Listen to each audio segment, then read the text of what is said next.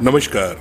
स्वागत है आपका मेरे चैनल प्लेटफॉर्म हॉरर रेडियो में, जहां मैं आपको सुनाऊंगा ऐसी ही खौफनाक रातों के किस्से किस्से अर्बन लेजेंड्स के और उन सुनसान रास्तों के जहां कोई आता जाता नहीं। दोस्तों, ना चाहते हुए भी कई बार हमारे साथ ऐसी घटनाएं हो जाती हैं जिन्हें हम जीवन भर भूल नहीं पाते हैं।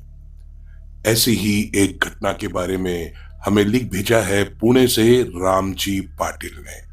यह घटना उनके एक मित्र सतीश के साथ घटी थी।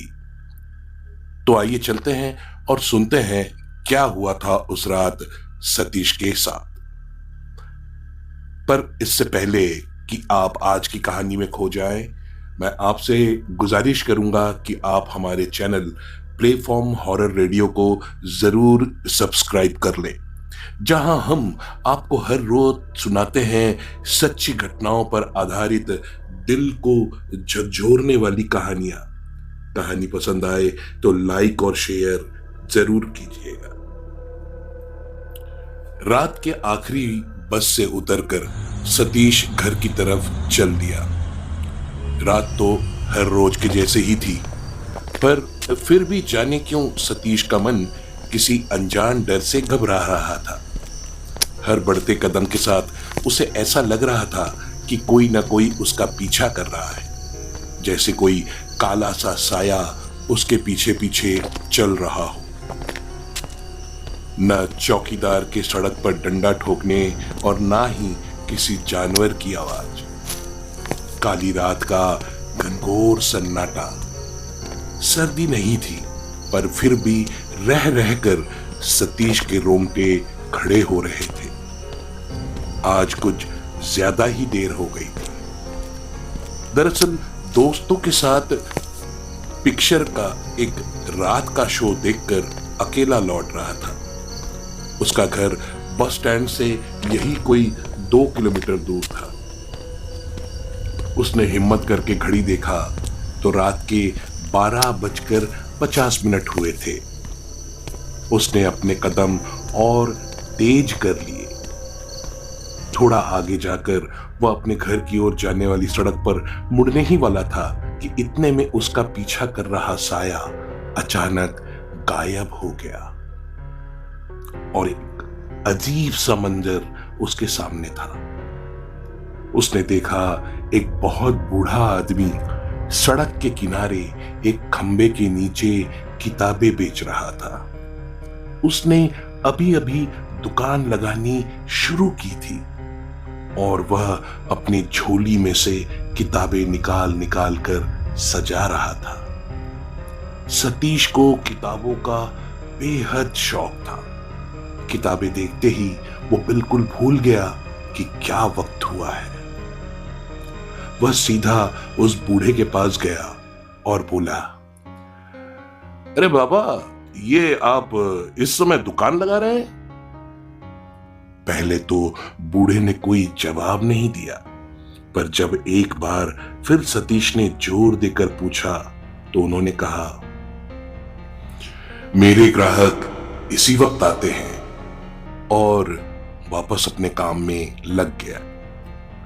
सतीश ने ध्यान दिया तो उसने देखा सारी की सारी किताबें भूत, प्रेत, चुड़ैलों और डायनों के किस्से कहानियां वाली थी।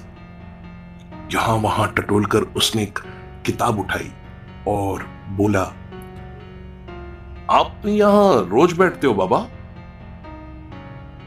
वह बूढ़ा बोला, जहां मुझे मौत इशारा करती है वहीं दुकान लगा लेता हूं। मैं कुछ समझा नहीं। बूढ़े ने कोई जवाब नहीं दिया। सतीश ने फिर पूछा, अच्छा, ये किताब कितने की है? बूढ़े ने अजीब सा जवाब दिया, जिंदगी देते हो तो मुफ्त में भी मिल सकती है। उसने उसकी बातों की ओर ध्यान न देते हुए किताब खोली तो उसमें कीमत लिखी थी 25 पैसे। सतीश ने मन में सोचा, जाने कौन जमाने की किताब बेच रहा है बुड्ढा। उसने जेब से 2 का सिक्का निकाला और बोला, इतने ठीक है, 25 पैसे तो मिलने मुश्किल है अब। बूढ़ा बोला, ले जाओ ले जाओ, अब तो तुम हमारे ग्राहक बन गए हो, हमेशा के लिए। सतीश की नजर एक बार फिर किताबों की ओर गई तो वह हैरान रह गया। हर किताब पर अलग अलग अजीब सा भद्दा डरावना चेहरा बना हुआ था। सकपकाया सा सतीश अपने घर की ओर चल पड़ा। जाने क्यों कुछ अजीब सा लगते हुए भी वह किताब उसने वापस रखने की नहीं सोची। कुछ 15-20 मिनट चलने के बाद वह अपने घर पहुंच गया। उसने घर पहुंचते ही चैन की सांस ली, फैन ऑन किया, कपड़े बदलकर और हाथ मुंह धोकर सीधा किताब लेकर अपने बिस्तर पर लेट गया और किताब को ध्यान से देखने लगा। अजीब सा कवर था किताब का। एक पल को तो उसे ऐसा लगा कि कवर पर बना चेहरा बिल्कुल असली है।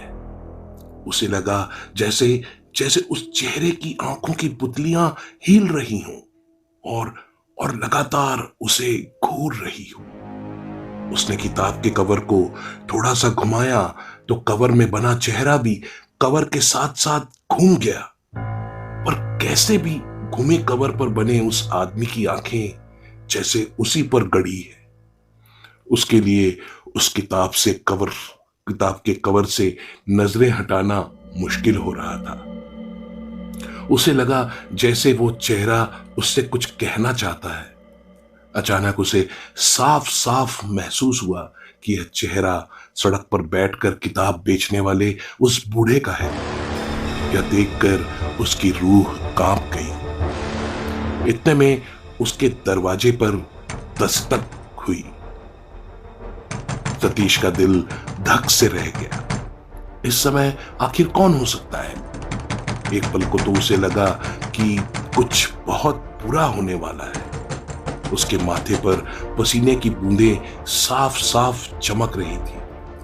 वो इतना डर गया था कि बिस्तर से हिल भी नहीं पा रहा था। उसने सोचा कि दरवाजा क्यों खोलूं, जो भी होगा फिर आ जाएगा। बाहर कोई लगातार लगभग 5 मिनट तक ऐसे ही दरवाजा खटखटाता रहा। फिर अचानक आवाज आनी बंद हो गई। सतीश डर के मारे पसीने से तरबतर हो चुका था। उसकी हिम्मत नहीं हो रही थी कि दरवाजे की ओर मुड़कर देखे। तभी धड़ाम से दरवाजा अपने आप खुल गया और सतीश ने चादर से अपना चेहरा निकालकर देखा तो वो हैरान रह गया।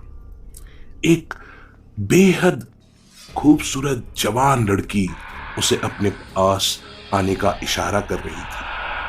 इतनी सुंदर लड़की तो शायद उसने सपने में भी नहीं देखी थी। उसे समझ नहीं आ रहा था कि क्या हो रहा है।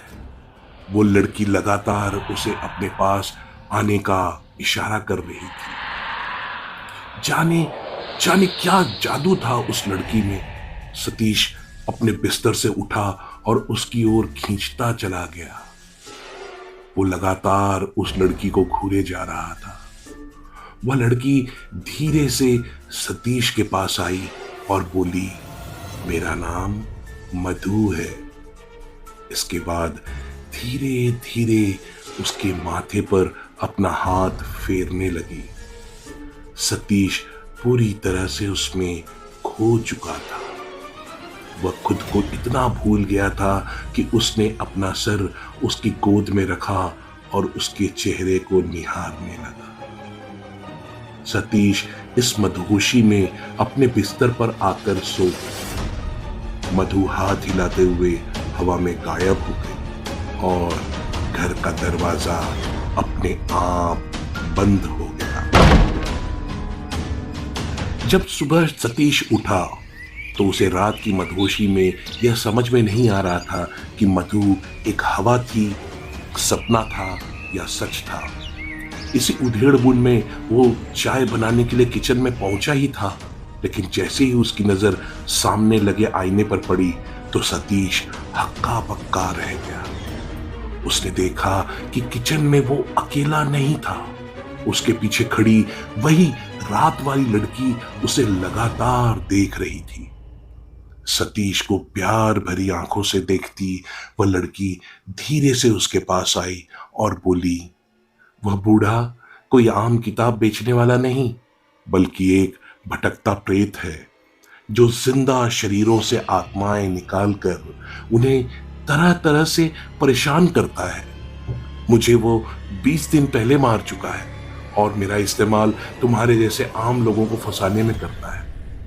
मैं मरने के बाद भी उससे इतना डरती हूं कि उसकी बात को टाल नहीं पाती।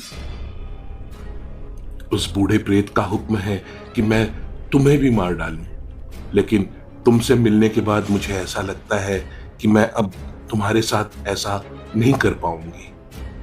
मेरी लाश पीछे वाली पहाड़ी के किनारे पड़ी है, जो अब तक तो शायद सड़ गल चुकी होगी, लेकिन अगर तुम उसका अंतिम संस्कार करा दो तो मेरी आत्मा को मुक्ति मिल जाएगी। इतना सुनते ही सतीश डर के मारे कांप जाता है। उसे यकीन नहीं होता कि यह सब सच है। गुस्से में आकर वो कहता है, सारे प्रॉब्लम की जड़ ये किताब है, मैं इसे अभी जला दूंगा।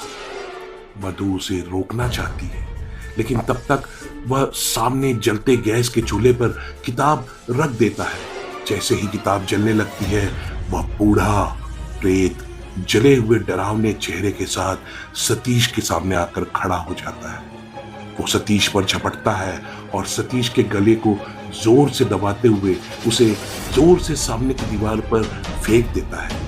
दीवार से टकराने के बाद सतीश की एक जोरदार चीख निकलती है और नीचे गिरते ही उसकी आंखें बंद हो जाती हैं। बूढ़ा मधु से डरावनी सी आवाज में कहता है, मुझे नहीं पता था कि तुम मुझे धोखा दोगी, लेकिन तुम क्या समझती हो कि मैं तुम्हें मुक्त कर दूंगा? मैं तुम्हें नहीं छोड़ूंगा। अभी तो तुम्हें और भी कई जानें लेनी है। तुमने इसकी जान नहीं ली तो क्या हुआ? मैंने इसे मार डाला। इसके बाद बूढ़ा मधु को लेकर गायब हो जाता है। काफी देर बाद सतीश को जब होश आता है तो वह सबसे पहले अपने कुछ दोस्तों को इकट्ठा करके उस काली पहाड़ी के पीछे पड़ी मधु की लाश का दाह संस्कार करवाता है। इससे मधु तो उस किताब वाले प्रेत के जाल से निकल जाती है और मधु के जाने से मानो उस बूढ़े प्रेत की शक्तियां भी खत्म हो जाती है।